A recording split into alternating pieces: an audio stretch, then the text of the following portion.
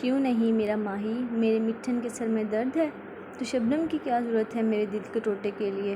وہ جو دروازے کی کنڈی چڑھائے، دونوں ہاتھوں کو سینے پر باندھے، اس کے دوپٹے سے بے نیاز وجود کو دیکھتے، ساتھ اس کی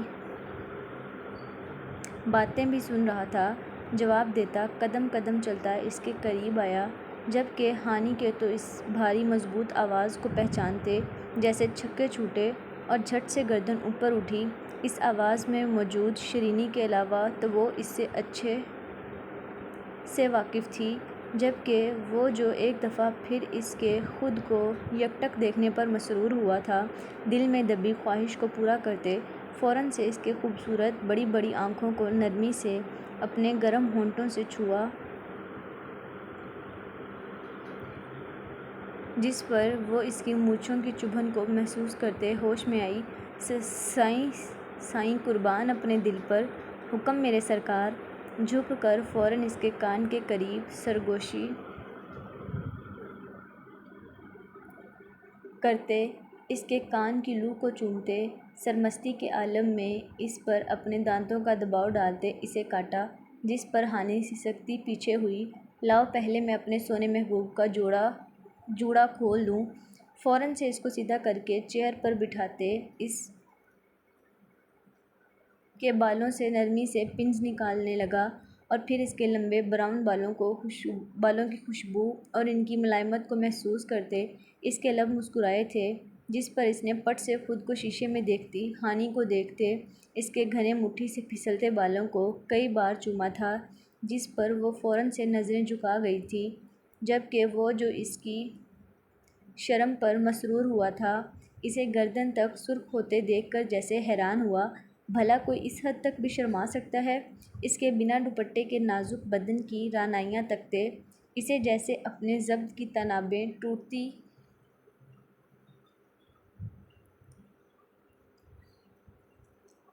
ہوئی محسوس ہوئی تھیں، جس پر اس نے فوراً اسے بازو سے پکڑ کر سیدھا کھڑا کرتے اسے اپنے مضبوط سینے میں بھینچا۔ نکاح مبارک سرکار، میرے دل کے ٹوٹے، میری روح کے قرار، میرے سکون۔ اس کے دوپٹے سے بے نیاز وجود کو اپنے سینے میں مزید بھینچتے وہ اپنی آنکھیں موندے اسے مختلف ناموں سے پکارتا جیسے اسے بوکھلانے پر مجبور کر گیا تھا۔ سائیں، دم گھٹنے پر جیسے ہانی نے اسے مخاطب کرتے ہوش کی دنیا میں پٹ خاں۔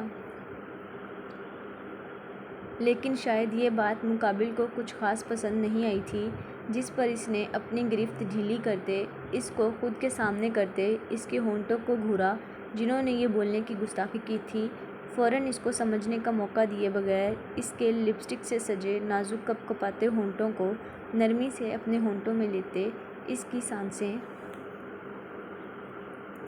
کھینچنے لگا، جبکہ ہانی نے گھبراتے ہوئے اس کے کرتے کے کالر کو جکڑا، جس پر وہ کبھی اس کے بالائی لب کو سک کرتا تو کبھی اس کے نچلے لب کو سک کرنے کے بعد دانتوں سے ہلکا ہلکا کاٹتا، اپنے اندر ایک سکون اترتا محسوس کر رہا تھا، اور پھر اسی طرح جھک کر اسے اپنی گود میں اٹھاتے وہاں رکھے سنگل بیڈ کی جانب بڑھا اور اس پر بیٹھتے اس کو اپنی گود میں لے لیا، جبکہ ہانی کے پیر بیڈ کو چھو رہے تھے۔ اپنی سانسوں کو رکتا محسوس کرتا دیکھ کر ہانی کی آنکھوں سے آنسو بہے، جس پر مقابل کو اپنی دیوانگی کا اندازہ ہوا تو اسے رہائی دیتے اس کی آنکھوں پر لب رکھے اس کے نمکین پانی کو کسی امرت کی طرح اپنے ہونٹوں سے پی لیا، جس سے حلق میں نمکین ذائقہ گھلتے محسوس ہوا۔ اف یار، اتنی مٹھاس کہاں سے لایا ہے میرا دل اپنے ان خوبصورت لبوں میں؟ نرمی سے اس کے لبوں پر بار بار اپنے لب رکھتے جیسے سوال کیا تھا، جس کا جواب دینا تو شاید مقابل کے بس میں نہیں تھا، اسی لیے وہ اس کی گود میں لیٹی لمبے لمبے سانس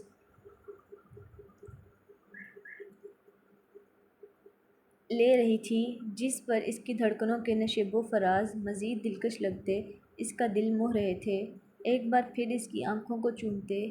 اس کی ناک کی ٹپ پر اپنے ہونٹ رکھے، اور پھر توجہ اس کے پھولے گلابی گالوں نے کھینچی، جس پر وہ فوراً بھوکے شیر کی طرح ٹوٹتے ان کو سک کرتے ان پر اپنے دانت گاڑتا انہیں سرخ کر چکا تھا، ایک نظر اس کو دیکھا تو وہ بھرائی آنکھوں سے اس کی جانب تک رہی تھی۔ اس کی لرزتی گھبراتی آنکھوں پر پھونک مارتے اس کی لمبی پلکوں کو ہلتے دیکھ کر وہ مسرور ہوا، اور وہ اس کے کانوں میں پہنے بھاری جھمکوں کو نکالتے اس کے کانوں کو رہائی دی تھی، جن کے وزن سے کان کی سرخ ہوتی لوؤں کو سہلاتے ان پر اپنے پرتپش لب رکھے۔ پھر یہی عمل اس کے گلوبند اور ٹیکے کے ساتھ دہرایا، جس پر اس نے فوراً گھبراہٹ سے لرزتے زور سے آنکھیں ملتی میچی تھیں۔ آنکھیں کھولو میرے میٹھے سرکار۔ اس کے گالوں کو کبھی ہونٹوں پر بار بار پیار سے لب رکھ کر چومتا، وہ اسے آنکھیں کھولنے پر اکسانے لگا۔ سائیں میری ڈوری چبھ رہی ہے۔ آنکھیں کھولتے بھوری آواز میں اتنی دیر سے چبھتی ڈوری کو برداشت کرتے اب وہ جیسے ضبط ہار گئی تھی۔ سائیں قربان اپنے دل پر اس کی اتنی ہمت کہ وہ میرے سرکار سائیں کو چبھے۔ اس کو اپنی گود سے تھوڑا اوپر اٹھاتے ہوئے دونوں ہاتھوں سے اس کے گلے کے پیچھے کی ڈوریوں کو کھینچا، جس سے وہ ٹوٹ کر اس کے ہاتھوں میں لہرائیں، تو اس نے انہیں زمین پر پھینکتے اس کی سرخ و سفید کمر پر دیکھا، جہاں ان کی چبھن سے سرخ نشان واضح چھپ گئے تھے۔ پھر نرمی سے ان پر انگلیاں پھیرتے ان پر اپنے لبوں کا مرہم لگانے لگا، جبکہ وہ جو پہلے اپنے نکاح والے لہنگے کی تباہ کاری برداشت نہ کر پائی تھی، اب اپنی کمر کو اس کے لمس سے بھیگتے اور اس کی مونچھوں کی چبھن محسوس کرتے فوراً مرنے والی ہوئی اس کی گود سے اٹھ کر دور کھڑی ہوئی تھی، جبکہ ڈوری ٹوٹنے کے باعث گہرے گلے پر ہاتھ رکھے ہوئے تھے۔ سرخ لب و رخسار، دہکتے کان کی لوئیں، کھلے الجھے بال اور تیزی سے دھڑکتے دل کے باعث اجاگر ہوتے نشیب و فراز، جیسے مقابل کو آج اپنی رخصتی نہ کروانے والی غلطی کا احساس دلا رہے تھے۔ سائیں آپ جائیں، اماں آنے والی ہوں گی۔ اسے سرخ نگاہوں اور سلوٹ زدہ کپڑوں میں موجود خود کی جانب تکتا پا کر جیسے وہ کسی بھی طرح اسے یہاں سے بھیج دینا چاہتی تھی، حزام شاہ نے سائیڈ پر رکھی اپنی شال کو دوبارہ اوڑھتے ہوئے اپنے مضبوط بھاری قدم اس کی جانب بڑھائے، جس پر وہ مزید پیچھے کھسکتی جیسے دیوار میں گھسنے کو بیتاب تھی۔ جا رہا ہوں میری جان سائیں، اللہ حافظ تو کہہ دوں کل تک کے لیے۔ ایک ہاتھ اس کی نازک کمر میں ڈالے، جبکہ دوسرے ہاتھ کو اس کے بالوں میں الجھاتے اس کے لبوں کو اپنے لبوں کی شدت بھری گرفت میں لیتے کتنی دیر تک انہیں سک کیا کہ اس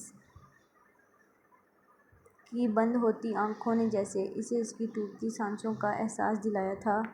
مقابل کی آنکھوں میں موجود نمی کو چومتے ایک نظر گہرے گلے کی جانب دیکھا جو گھبراہٹ میں اس کے ہاتھ سے چھوٹ گیا تھا، پھر دونوں دھڑکنوں پر اپنے لب رکھنے کے بعد اس کو لڑکھڑاتے دیکھ کر مزید مضبوطی کے ساتھ اسے اٹھا کر پلنگ پر بٹھاتے اس کا ماتھا چومتے وہ فوراً باہر نکلا تھا، کیونکہ شاید اگر وہ مزید رکتا تو اپنی نئی منکوحہ کا دل ہی بند کر دیتا۔ اپنے بھیگے لبوں پر دائیں ہاتھ کا انگوٹھا پھیرتے جہاں اس کا لمس ابھی بھی موجود تھا، مسرور ہوتے ہوئے اپنی مونچھوں کو سنوارتے وہ انیکسی کے دروازے سے باہر نکلا تھا۔